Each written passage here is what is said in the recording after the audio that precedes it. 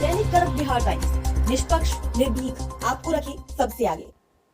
नमस्कार, मैं श्वेता आपका DKVT न्यूज में स्वागत करती हूं। तो चलिए रुक करते हैं आज की प्रमुख खबर की ओर। 800 फिल्मों से 160 अवार्ड, 59 डबल रोल का रिकॉर्ड गिनीज बुक में पाक सुपरस्टार सुल्तान राही का नाम। लुटेरों ने गोली मारकर की थी हत्या। सुल्तान राही पाकिस्तानी सिनेमा का वो बेहतरीन अभिनेता जिसका नाम मौत के 28 साल बाद भी Guinness book of world record में दर्ज है। उनके पास सबसे शानदार अभिनेता होने का वर्ल्ड रिकॉर्ड है। महज 40 साल के एक्टिंग करियर में 800 से ज्यादा फिल्में कर 160 अवार्ड हासिल करने वाले सुल्तान राही पाकिस्तान के इकलौते एक्टर हैं। 800 फिल्मों में से 535 फिल्मों में उन्होंने लीड रोल निभाया था। 59 फिल्मों में डबल रोल करने का रिकॉर्ड भी उन्हीं के पास है। सुल्तान राही के पाक सिनेमा को दिए गए योगदान का अंदाजा इस बात से लगाया जा सकता है कि उनकी film Maula Jatt 1979 diamond jubilee film थी जो 15 महीने तक सिनेमा घरों में लगी रही और एक कल्ट क्लासिक फिल्म कही गई। पाकिस्तानी सिनेमा का नक्शा बदलने और उसका सुनहरा दौर लाने का क्रेडिट आज भी सुल्तान राही को दिया जाता है, जिनकी फिल्मों को भारत और विदेश में रीमेक कर बनाया जाता था। पाकिस्तानी सिनेमा में आज भी कहावत है कि सुल्तान राही जैसा एक्टर न कोई था और न कभी कोई होगा। अपने करियर में तो उन्होंने महारत हासिल की हुई थी, लेकिन उनकी जिंदगी एक ट्रेजेडी से खत्म हो गई। 1996 में दोस्त के साथ शुरू हुआ सफर एक हादसे में बदल गया और वो कभी लौटे ही नहीं। सुल्तान राही की मौत के बाद पाकिस्तानी सिनेमा के सुनहरे दौर का भी अंत हो गया, जो आज तक लौट नहीं सका। मौत के 24 साल बाद भी पाकिस्तान में उनकी पोस्टर गली मोहल्ले, बसों और दुकानों में होना आम बात है। मुश्ताक गजदार राही का जन्म 24 जनवरी 1938 को ब्रिटिश इंडिया के रावलपिंडी में हुआ था, जो विभाजन के बाद पाकिस्तान के हिस्से आया। उनके परिवार का ताल्लुक उत्तर प्रदेश के मुजफ्फरनगर से था, जो पलायन कर रावलपिंडी पहुंचा था। कुछ रिपोर्ट्स में ये भी दावा है कि मुश्ताक गजदार राही का जन्म मुजफ्फरपुर नगर में ही हुआ था। मुश्ताक गजदार राही के पिता सूबेदार मेजर अब्दुल मजीद ब्रिटिश आर्मी के रिटायर्ड अफसर थे। लुक से चलते बचपन में लोग उड़ाते थे मजाक। सुल्तान राही हमेशा से ही हीरो बनना चाहते थे, जिसके लिए वो अक्सर फिल्म स्टूडियो को चक्कर लगाया करते थे। हालांकि उनके लुक्स के चलते बचपन में लोग उनका मजाक उड़ाया करते थे। सालों तक भटकने के बाद साल 1956 की उर्दू फिल्म बागी में उन्हें एक एक्स्ट्रा का रोल मिल गया।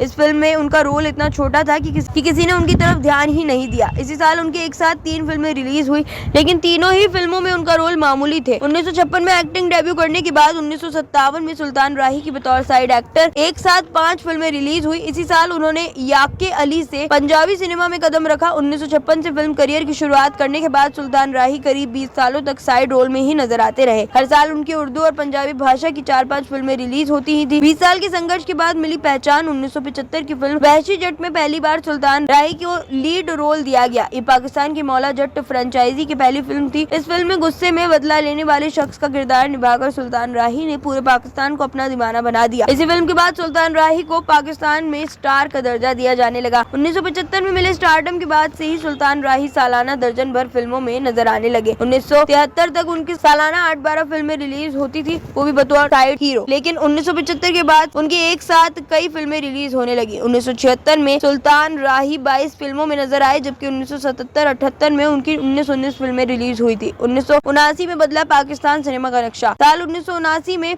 सुल्तान राही ने फिल्म मौला जट का दमदार रोल प्ले किया था। इस फिल्म में सुल्तान राही पाकिस्तान सिनेमा के सबसे बड़े स्टार बने। ये उस दौर में पाकिस्तानी सिनेमा की सबसे कामयाब फिल्म थी। हिंसा के चलते पाकिस्तान में बैन हुई थी मौला जट। ये फिल्म मौला जट के हिंसक बदले की कहानी थी। इसमें जबरदस्त हिंसक सीन दिखाए गए थे। हिंसा के चलते इस फिल्म को पाकिस्तान में बैन कर दिया था। हालांकि पॉपुलैरिटी को देखते हुए फिल्म पर लगा बैन हटा दिया गया था।